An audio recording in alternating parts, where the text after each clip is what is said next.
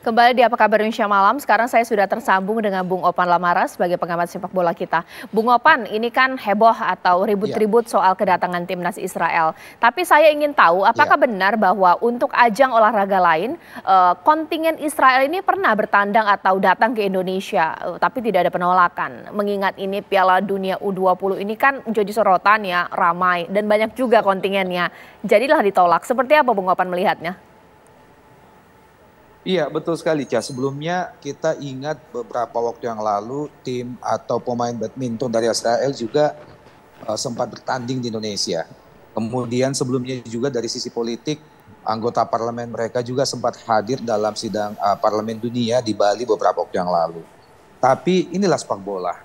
Sepak bola senantiasa menjadi pembeda dari agenda-agenda apapun di muka bumi ini. Panggung terbesar, kehebohan ada di situ, drama ada di situ, dan semakin komplit dengan kekisruhan atas kehadiran Israel di Piala Dunia FIFA di Indonesia 2023 yang akan kita helat tinggal beberapa minggu lagi. Ini yang sangat disayangkan. Nah, yang kedua, saya secara pribadi itu sebenarnya begini, Cah. Secara pribadi dalam setiap momen di sosmed saya, terutama di Twitter, saya termasuk rakyat Indonesia, termasuk umat Islam yang sangat mengecam setiap tragedi kemanusiaan yang dilakukan oleh Israel terhadap rakyat Palestina. Tapi di satu sisi dan di sisi yang lain, saya juga bisa membedakan bahwa ini adalah olahraga. Sudah seyogianya kita bisa memisahkan antara masalah apapun dengan masalah olahraga. Apalagi keberadaan Indonesia sebagai tuan rumah untuk yang pertama kalinya menghelat pentas Piala Dunia. Piala Dunia usia 20 ini adalah pentas tinggi kedua atau agenda kedua yang paling penting bagi FIFA setelah Piala Dunia utama, Piala Dunia Senior seperti yang dihelat di Qatar beberapa bulan yang lalu.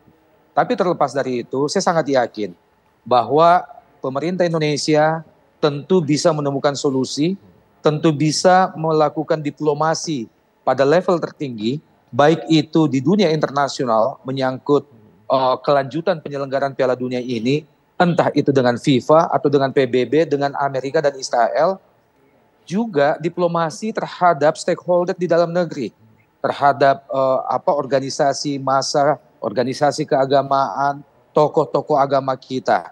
Nah, yang membuat ini menjadi pelik belakangan ini adalah bahwa pada awalnya kita hanya menduga penolakan ini akan dilakukan oleh organisasi-organisasi keagamaan agama Islam di Indonesia.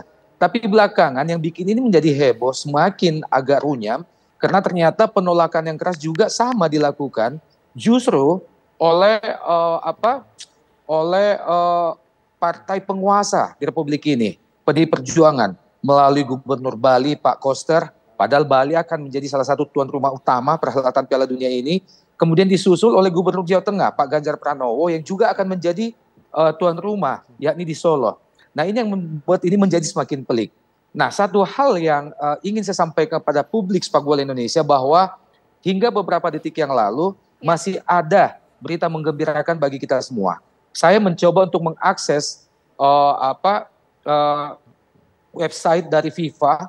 Saya juga mencoba untuk melihat aplikasi FIFA yang saya punya di handphone saya. Dan alhamdulillah bahwa hingga detik ini nama Indonesia masih tetap terpampang di situ sebagai tuan rumah Piala Dunia usia 20 tahun ini.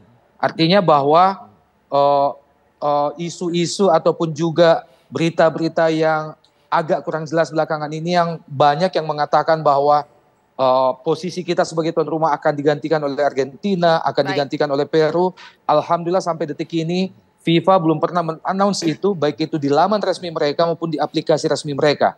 Dan Indonesia masih terpampang dengan segala maskot dan juga theme song-nya di situ. Baik. Itu yang agak menggembirakan bagi kita. Nah, kembali ke masalah posisi kita, Ca. Sekali lagi saya yakin bahwa pemerintah kita di bawah pimpinan Presiden Jokowi tentu saat ini sedang melakukan langkah-langkah terbaik, berdiplomasi ke stakeholder dalam negeri kita, ke Majelis Ulama Indonesia, ke para organisasi massa keagamaan Indonesia terutama Islam, dan juga kepada partai penguasa, terutama kepada Gubernur Bali dan Gubernur Jawa Tengah, untuk menemukan solusi terbaik.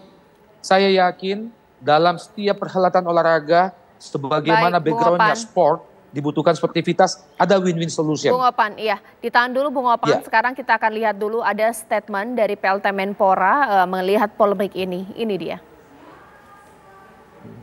Tentu saja kita sangat menyayangkan kondisi-kondisi atau syarat-syarat yang kita ajukan ke FIFA kelihatannya tidak mendapatkan kesepakatan. Syarat-syaratnya apa Pak? Adalah, tapi kan nggak bisa sampaikan kepada teman-teman. Apakah termasuk yang timnas? Pokoknya yang kita pegang itu adalah bahwa ini masalahnya bukan soal kebijakan, tapi ini soal kepatuhan terhadap konstitusi. Dan konstitusi kita itu di dalam Undang-Undang Dasar, preambul alinea pertama itu bahwa sesungguhnya kemerdekaan ialah hak segala bangsa, dan oleh sebab itu maka penjajahan di atas dunia harus dihapus karena tidak sesuai dengan kemanusiaan dan keadilan. Itu yang menjadi faktor yang harus kita pegang. Gitu.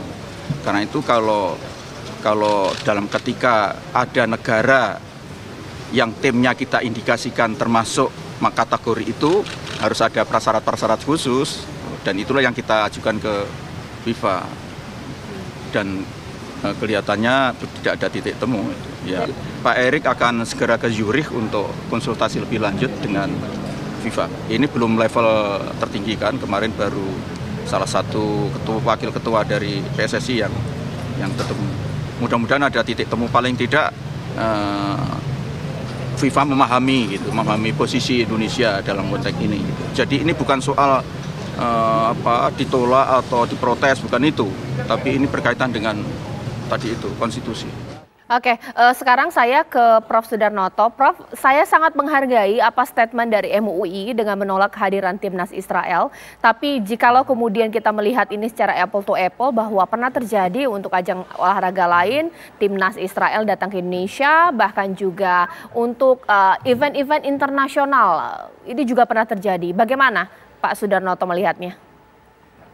Ya, terus terang saya baru tahu kalau ada event-event olahraga sebelum ini itu justru dari TV One seminggu yang lalu. Saya sendiri menyesalkan itu. Karena persoalannya adalah pada konstitusi seperti yang disebutkan oleh Pak PLT Menpora tadi. Ini persoalan konstitusi, ini keyakinan kami. Jadi kami berpijak pada konstitusi. Jadi mau aman atau mau tidak aman, ya. Dan negara punya segala sesuatu, keamanannya sudah saya yakin. Tapi masalahnya bukan soal aman dan tidak aman, tapi adalah konstitusi, itu satu hal. Ya.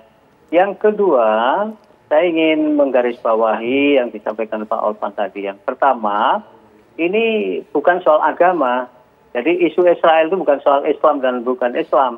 Ini soal kemanusiaan, soal kita bersama. Karena itu, kalau kebetulan ormas-ormas Islam didahului oleh statement MUI yang melakukan penolakan bukan karena kami orang Islam, bukan, sama sekali tidak. Karena kami bangsa Indonesia, warga bangsa Indonesia yang menurut keyakinan kami pembukaan Undang-Undang Dasar 45 itu harus kita pertahankan dan harus kita buktikan dalam realitas kehidupan dalam berbagai segi. Nah, yang ketiga, jadi saya lepas bahwa itu itu kebetulan yang menolak juga dua gubernur itu partai penguasa, saya tidak akan masuk ke situ. Tapi saya ingin memandang, saya kira ini adalah soal common sentiment kita, warga masyarakat bangsa Indonesia. Menurut saya sebagian ya, saya kira karena ada juga sebagian yang tetap mempertahankan boleh masuk warga bangsa Israel. Yang keempat, saya setuju dengan Pak Olpan. Inilah yang saya minta dan inilah yang saya khawatirkan seperti yang disampaikan oleh Pak Menteri tadi. Kalau seandainya komunikasi dilakukan sejak awal tahun lalu, itu paling tidak kita sudah melakukan langkah-langkah yang penting. Tapi terus terang saya agak menyesal juga pemerintah tidak pernah melakukan komunikasi dengan ormas, bahkan dengan elemen masyarakat. Sehingga menjelang pelaksanaan menjadi heboh. Itu yang saya khawatirkan. Baik. Kalau heboh ini dilanjutkan, maka menjadi tidak produktif. Jadi saya setuju Pak Alvan, itu mesti dalam detik-detik terakhir itu mesti harus ada langkah-langkah. Saya masih menunggu loh dari Menko Polhukam paling tidak untuk berkomunikasi dengan MUI, dengan ormas-ormas, karena ini keputusan Baik. MUI, Pak. Keputusan MUI, nanti kita bisa berkomunikasi dengan wakil pemerintah, tapi sampai sekarang belum ada. Jadi ini yang mesti harus dilakukan. Jadi saya setuju, komunikasi dengan FIFA perlu dilakukan, komunikasi dengan ormas di dalam sih harus dibangun. Jangan sampai kita benturan di dalam karena koordinasinya kurang, komunikasinya kurang lancar. Ya, Saya kira itu, Mbak. ya ditahan dulu, Prof. Saya mencoba untuk netral Oke. melihat hal ini, pemirsa. Nanti akan saya tanyakan kepada Pak Reza bahwa mungkin di mana posisi Indonesia di mata dunia, mengingat siapa yang paling kencang membela Palestina? Tentu saja Indonesia. Tapi kontingen yang begitu banyak datang ke Indonesia, bahkan bisa bertanding ke kota-kota yang mana menjadi destinasi Palembang, Jakarta, Bandung, Solo, Surabaya, bahkan juga Bali. Sementara kontingen ini kan membawa bendera dari negaranya. Mereka mungkin mengibarkan benderanya, memainkan lagunya, memposting kegiatan-kegiatan Indonesia. Seperti apa? Sesaat lagi di Apa Kabar Indonesia Malam.